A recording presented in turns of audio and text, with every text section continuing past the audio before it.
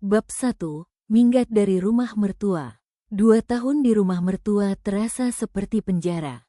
Desakan agar Mandeh mengganti keyakinan, urusan dapur, sumur, dan ibadah yang berbeda, menumpuk menjadi penyiksaan panjang. Kehamilan yang mendekati melahirkan menambah tekanan. Suami Mandeh, seorang mualaf yang lembut hati dan seniman, mulai depresi, jauh dari dirinya sendiri dan anak-anak.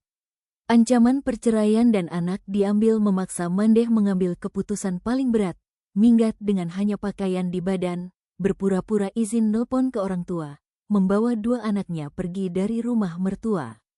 Bab 2. Perjalanan ke Ranah Minang. Dengan hanya Rp10.000 di kantong, Mandeh menempuh 4 hari perjalanan naik bas Lorena dari desa suami menuju Ranah Minang.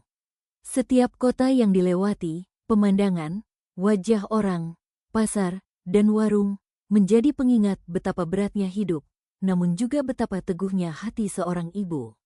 Anak-anak menjadi penguat, meski lelah dan lapar selalu mengintai. Bab 3. Demplas di Denpasar. Di Denpasar, Mandeh menjadi tukang masak di restoran muslim selama 5 hari. Anak bungsu yang rewel membuatnya harus berhenti, namun bos restoran mengenalkan Mandeh ke bos garmen. Dengan keterampilan menjahitnya, Mandeh berhasil menghasilkan uang cukup untuk pulang ke Minang, membayar perjalanan bas Lorena. Bab 4. Pulang ke rumah Gadang. Bas Lorena menyusuri jalan-jalan elok Jawa dan Sumatera, menembus kota-kota, danau, dan jembatan. Ombilin. Di Solok, Mandeh istirahat sejenak, menikmati pangek ombilin, mandi di danau bersama 1 anak-anak. Sesampainya di rumah Gadang, ternyata orang tua sudah sebulan keluar kota. Ia menggunakan waktu ini untuk mempersiapkan diri menghadapi keluarga. Bab 5. Pertemuan keluarga. Beberapa saudara datang, membongkar kunci rumah, dan setelah dijelaskan, air mata Mandeh tak tertahan. Keluarga menerima berita dan mendukung langkahnya, menenangkan hatinya. Bab 6. Kelahiran dan awal kebahagiaan. 2 minggu setelah itu, Mandeh melahirkan bayi mungil cantik. Kakak laki-lakinya mengumandangkan azan, keluarga bahagia walau mendung masih menyelimuti. Tantangan ekonomi menjadi beban pikirannya, tapi diserahkan kepada Allah. Bab 7. Bangkit dari duka. 2 bulan beristirahat, anak-anak belajar menjaga diri. Mandeh mulai merintis usaha kecil, memasak kue, menjahit, gorengan.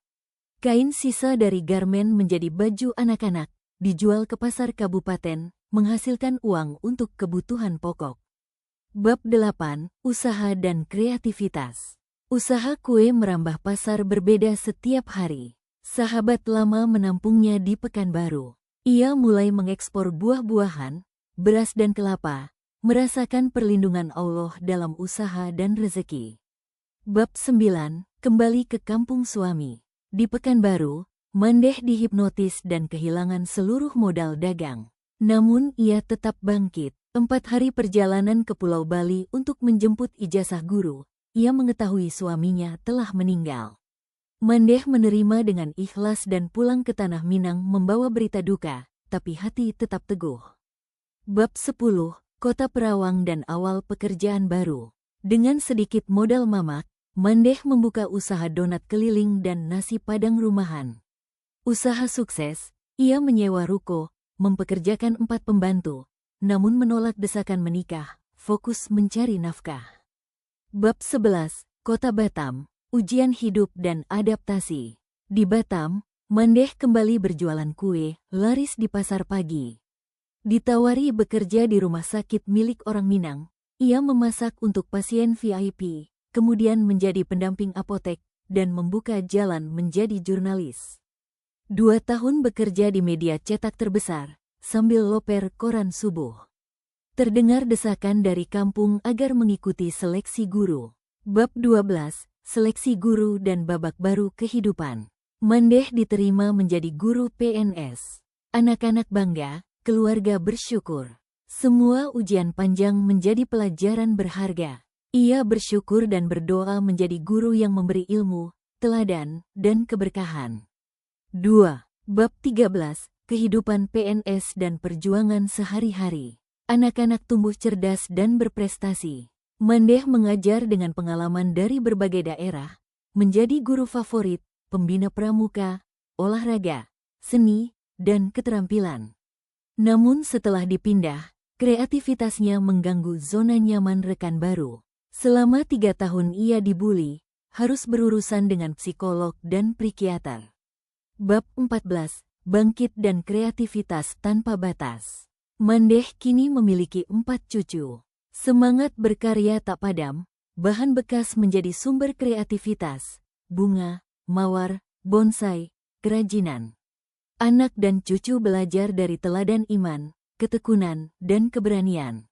Kreativitas menjadi jalan spiritual, penghubung iman dan adat. Bab 15, Refleksi Hidup dan Warisan untuk Generasi. Duduk di serambi rumah, Mandeh menatap cucu bermain. Semua ujian, cobaan, dan kehilangan kini menjadi pelajaran. Anak-anak dan cucu belajar nilai Minangkabau, tahu kato nan ampek, raso jo pareso.